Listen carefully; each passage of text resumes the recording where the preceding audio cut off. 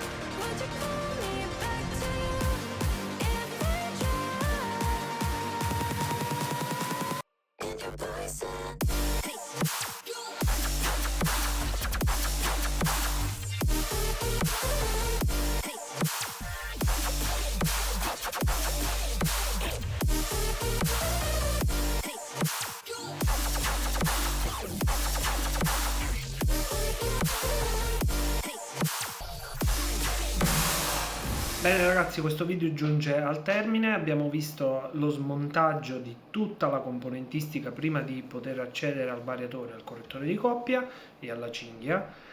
Nel prossimo video andremo a vedere come si fa la manutenzione a questi due componenti e come si rimonta tutto il resto. Ho deciso di dividere il video in due parti perché queste riprese le ho fatte con il telefono, mentre quelle altre le ho fatte con la telecamera, e quindi, dato che c'è un formato diverso di ripresa, ho preferito dividere totalmente le due clip in modo da poter fare un video uniforme. Restate connessi, iscrivetevi al canale e aspettatevi il secondo video a breve. Ciao!